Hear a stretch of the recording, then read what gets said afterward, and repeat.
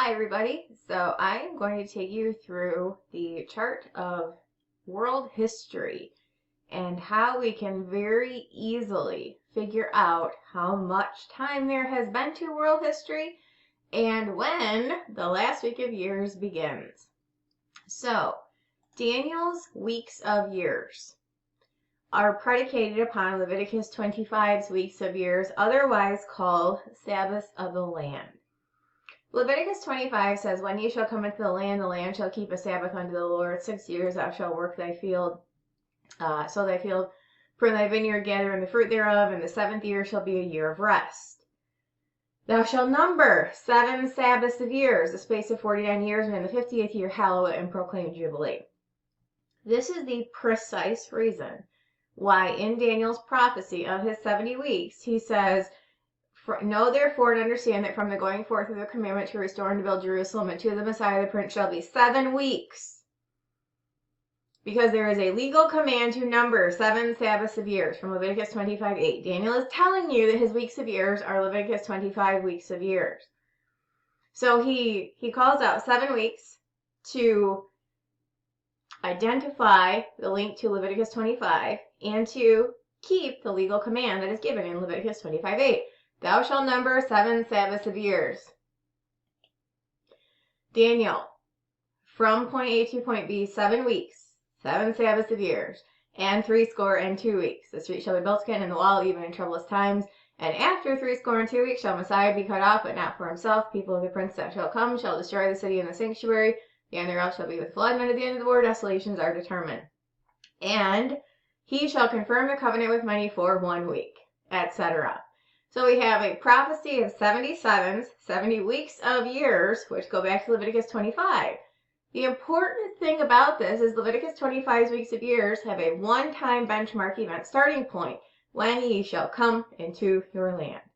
That occurs in Joshua 4:19, when Israel comes up out of the Jordan on the 10th day of the first month and camps in Gilgal in the east border of Jericho. 4 days later, they celebrate the Passover. The next day, the manna from heaven ceases. Then there is a 7-year conquest for the land of Canaan, after which the land rests for more. The lots are parceled to the tribes in the promised land. So there is a very definitive starting point, at which point there is a command to number 7 Sabbaths of years, and in the 50th year to hallow and proclaim Jubilee. The only thing you need to know is how many Jubilees there are until the end. And that is where Ezekiel 40 comes in.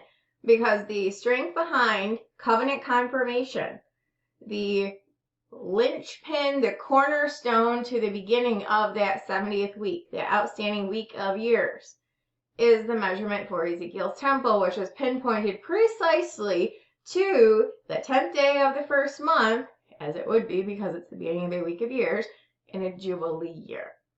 So then you go back to Daniel, who tells you in the Septuagint that the beginning of the 70th week is tied to the measurement of the temple. In the Septuagint, Daniel 9:27, it says, the covenant will prevail for many. It will return again and be built broad and long. The temple. That is literally the foundation of the starting point of the 70th week is the temple. The only one in Scripture that has not yet been built is Ezekiel's. And Ezekiel's vision is given on the 10th day of the first month in a Jubilee year to prophesy about what will happen on that same day in that same type of year in the future. So then we go back to Daniel's vision. He was in the 70 years of Babylonian captivity, receiving the vision of the 70 weeks, the 70th week of which will begin on precisely the 70th Jubilee. So, how do the Jubilees count? Where do they start? Well, when ye shall come into the land, then the land shall declare a Sabbath unto the Lord. Okay? 1406 BC. So, in the 50th year, hallow and proclaim Jubilee. So, to get to the 50th year, you subtract 49. Now, this is a huge problem with most ways of counting, is that people take current year plus or minus 50, depending on whether you're counting in BC or AD. No, because you have to count your current year as your first year, plus or minus 49 to get to the 50th year. If you are unsure about this, let's just use a very basic way of counting. Okay.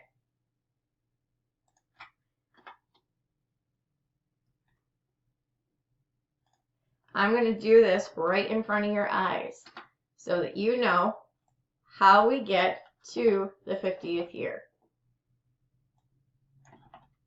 30, 40, in the 50th year. Okay? So 1406 is the first year. The 50th year, because I have 5 rows of 10, is 1357. This is the same way that if you look at my formula, I got 1406 minus 49. So in case anyone is unclear about how you calculate a Jubilee year, it is current year plus or minus 49 to get to the 50th year. Okay? So I'm going to delete this. I just want to make that clear because that might clear up some confusion real quick. So now I want to start forming a chart because we're going to count 70. 1, 2, 3, 4, 5, 6, 7, 8, 9, 10. Okay, so I have my rows of 10 equals that minus 49 equals this minus 49. We use formulas so that we don't mess up. So now I can just copy my formula over. Oops, what do we have here? Well, that's the transition from BC to AD. This is one of the biggest problems that I have seen out there because there are people who say, well, from 1406 to plus 3490, which is 70 times 7. 70 times 70? Not sure, whatever. People just add a number and they're like, oh, 2024. No, because if you're using our calendar, you have to account for the transition from BC to AD with no year zero. So again, we're going to count, I'm going to show you this and show you how you have to manually make an adjustment here. So let's do 34, 33, 32, 31, 30, 29, 28, 27, 26, 25. Okay.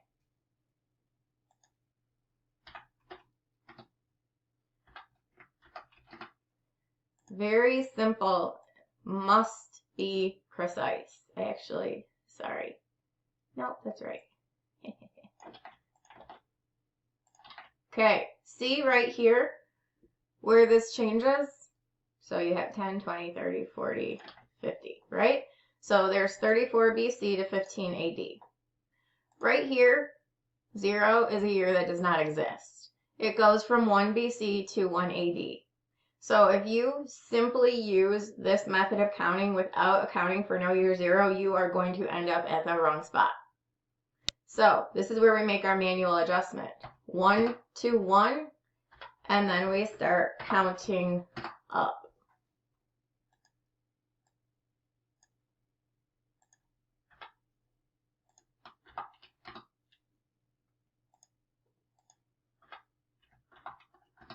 And you will see that you end at 16th. The 50th year from 34 BC is 16 AD, not 15, 16. And that is because if you are counting on a Gregorian calendar, you must account for no year zero. Very simply put. So now we're going to count up 49.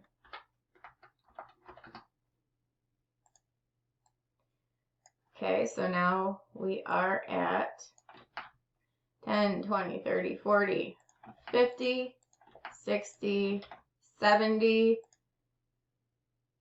and the next Jubilee, because this would be the first one. So to get to the set, actually, technically, this is the first one.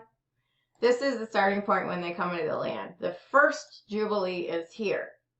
So this would make the final Jubilee what? 2025. So this is when they enter 1, 2, 3, 4, 5, 6, 7, 8, 9. 19, 29, 39, 49, 59, 69, 70, 2025. Now, we should know that all weeks of years have a beginning point of Nisan 10, because it is based on the one-time entry date of Israel going into her land. They came up out of the Jordan on the 10th day of the first month.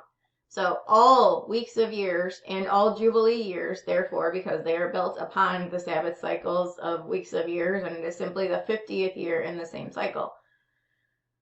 Nisan 10. So the 70th week of years will begin right here, 70th Jubilee. And that is what Ezekiel's vision of the measurement of his temple is telling us, 10th day of the first month in a Jubilee year. Ezekiel was actually right here. Ezekiel was in a Jubilee year. He was on Nisan 10, the beginning of the month, the 10th day of the beginning of the year, the 10th day of the month in a Jubilee year. And the way that you calculate that is he's given 4 data points. He is 25 years from one of the exiles of the Babylonian captivity. The 14th year after that, the city was smitten in a year, prophesying about the same type of year in the future.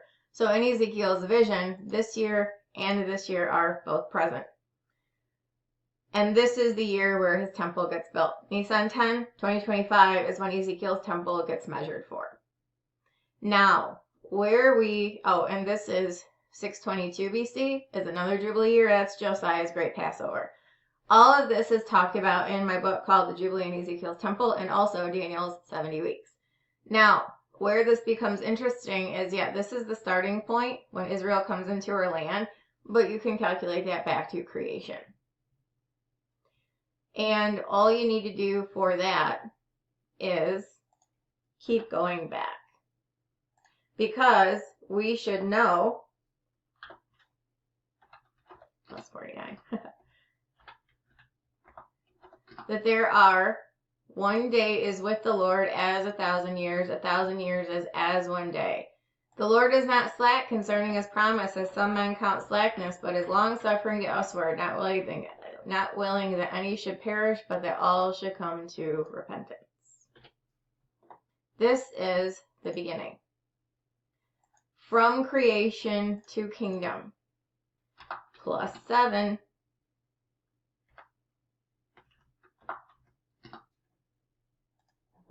Right here. From creation to kingdom. There are 6,034 years of world history.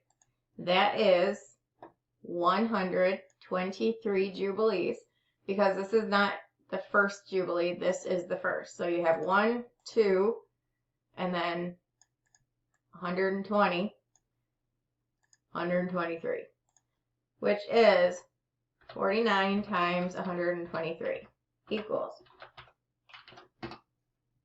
plus the 7 years of the 70th week equals,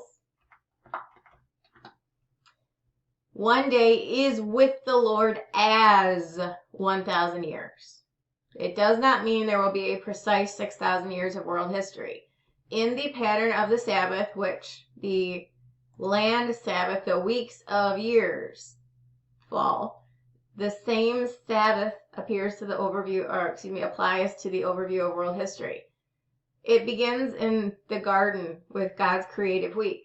6 days he worked, the 7th day he rested. It was written in the law and Exodus for the people. 6 days they would work, on the 7th day they would rest. One of the 10 commandments. And then it was written into the law in Leviticus 25 for the land. 6 years they would work the land, the 7th year they would rest. Written into the overview of world history, the one day is with the Lord as 1,000 years, and 1,000 years is as one day. Approximately 6,000 years of world history, and the 7,000th year is the millennial kingdom. Where people get off course on this is they think exactly 6,000. No, because this fails to account for the life of Christ. I am not going to get into that specifically right now, but what I do want to talk about is how this applies to the overview of Exodus and into Joshua. So this is the beginning right here. But what we're going to do is 140. And I have a chart with this. This is not new information. It just might be new if you're unfamiliar with my work.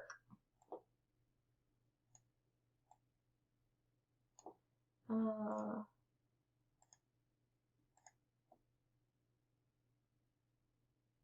we're trying to get it darker. But this is all available already. Okay, so we're color coding. Why are we color coding? Because Exodus and Joshua is an overlay for the entirety of world history. We can calculate world history as you have seen right here. And we can know specifically when the 70th week is going to start. It's just that most people don't care about that. They care about when's the rapture going to happen. Well, I'm not concerned about that because I'm looking at the Old Testament prophets to tell us the timeline. They tell us the timeline. But then you go back into the law, and the law gives us an overview of the entirety of world history. From the giving of the law, the benchmark on Sinai, to the parceling of the lots, the 12 tribes in the kingdom. From Exodus 19 through Joshua 13 provides an entire overlay of world history, up to and including the specific period of time in which Christ came, foreshadowed by the glowing face of Moses when he came down from the mount. So this is very simple. And every time I start to second guess, I'm like, nope, because this is my double check system. The Bible double checks itself in direct language and indirect language and in types and shadows, and this is my double check. This is why no one will ever be able to talk me out of, and if we get to this point and it passes, then I'll reevaluate, but until then, no one will ever be able to talk me out of this because of this. So, Exodus 19, the giving of the law on Sinai. Moses brought the people to the base of the mount, and God's voice of trumpets spoke the law to the people, the 10 commandments. And Moses was up the mount for 40 days. So you have this benchmark event, the giving of the law in Exodus 19 and 20, and then you have Moses up the mount for 40 days. This light gray represents 40 days. It's 2, 12, 22, 32, plus 8. So Moses comes down the mount with Joshua, and he thinks that the camp's being invaded because the people are causing such a stir. But nope, they lost faith, and they are dancing around a golden calf naked that Aaron fashioned them out of their gold. And what does he do? He promptly smashes the tables of stone, the tablets, handwritten by the finger of God, demonstrating that the people who just said, we'll keep the law, they were breaking it. The next chapters deal with the 2 days that Moses was down the mount to deal with the people, the Levites slaying people to the tune of thousands until they got the point and they repented of their ways. Moses interceded during that time period for the people and said, take me, the innocent, in place of the guilty, lest you cut them all off and they all die. And God said, no, he will not allow any innocent people to pay for the sins of the guilty. The guilty are on the hook for their own. So after the 2 days down the mount, he instructs Moses to go back up. Moses takes his own tables of stones and writes the law himself. Here is your second period of 40 days. We'll come back to this in just a moment. After Moses comes down at the end of that period, his face is shining like the sun. So much so that he had to keep it covered because the people couldn't look upon him. That is a foreshadow of the glorification of Christ.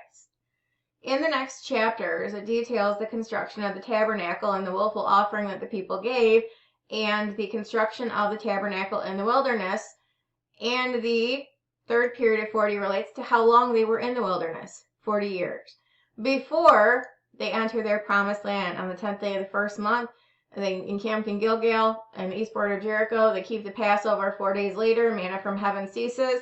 Then there is a 7-year conquest for the land of Canaan, which comes to an end in Joshua 11. There is a recounting of all of their victories in Joshua 12. And in Joshua 13, the lots are parceled to the tribes in the kingdom. This is an overview of world history from the giving of the law in Exodus 19 through Joshua 13. It provides in type and shadow our baseline for how we arrive at how many years of world history there are and the breakdown of it based on the 40 days.